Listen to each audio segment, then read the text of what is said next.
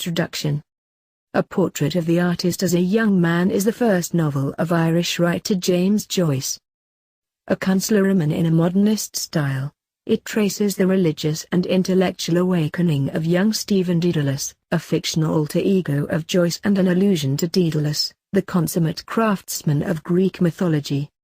Stephen questions and rebels against the Catholic and Irish conventions under which he has grown, culminating in his self-exile from Ireland to Europe. The work uses techniques that Joyce developed more fully in Ulysses, 1922, and Finnegan's Wake, 1939. A Portrait began life in 1903 as Stephen Hero, a projected 63-chapter autobiographical novel in a realistic style.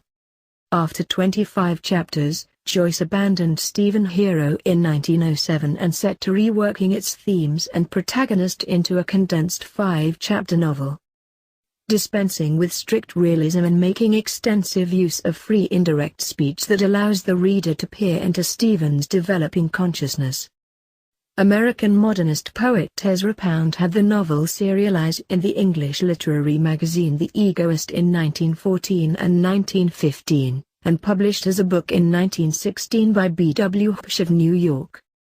The publication of A Portrait and the short story collection Dubliners, 1914, earned Joyce a place at the forefront of literary modernism.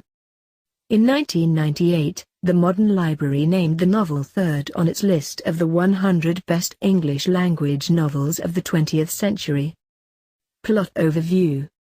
The childhood of Stephen Dedalus is recounted using vocabulary that changes as he grows, in a voice not his own but sensitive to his feelings. The reader experiences Stephen's fears and bewilderment as he comes to terms with the world in a series of disjointed episodes.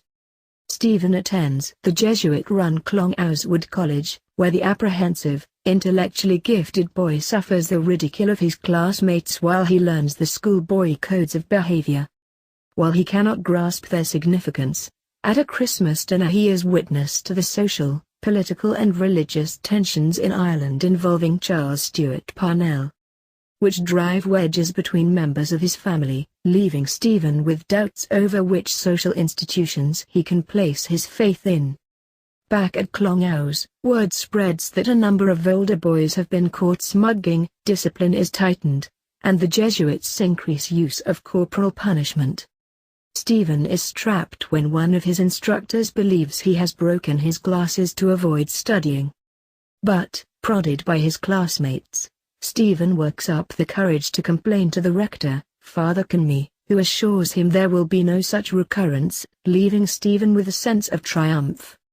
Stephen's father gets into debt and the family leaves its pleasant suburban home to live in Dublin. Stephen realizes that he will not return to Clongowes.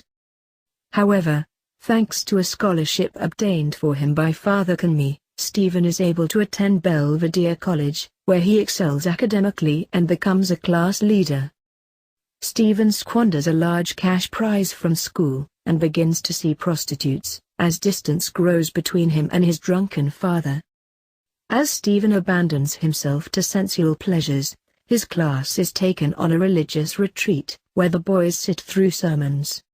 Stephen pays special attention to those on pride, guilt, punishment and the four last things, death, judgment, hell, and heaven. He feels that the words of the sermon are directed at himself and, overwhelmed, comes to desire forgiveness.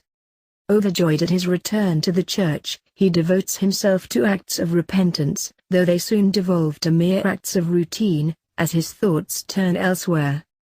His devotion comes to the attention of the Jesuits, and they encourage him to consider entering the priesthood. Stephen takes time to consider, but has a crisis of faith because of the conflict between his spiritual beliefs and his aesthetic ambitions. Along Dollymount Strand he spots a girl wading, and has an epiphany in which he is overcome with the desire to find a way to express her beauty in his writing. As a student at University College, Dublin, Stephen grows increasingly wary of the institutions around him, church, school, politics and family. In the midst of the disintegration of his family's fortunes his father berates him and his mother urges him to return to the church. An increasingly dry, Humorless Stephen explains his alienation from the church and the aesthetic theory he has developed to his friends, who find that they cannot accept either of them. Stephen concludes that Ireland is too restricted to allow him to express himself fully as an artist, so he decides that he will have to leave. He sets his mind on self-imposed exile, but not without declaring in his diary his ties to his homeland. I go to encounter for the millionth time the reality of experience and to forge in the smithy of my soul the uncreated conscience of my race.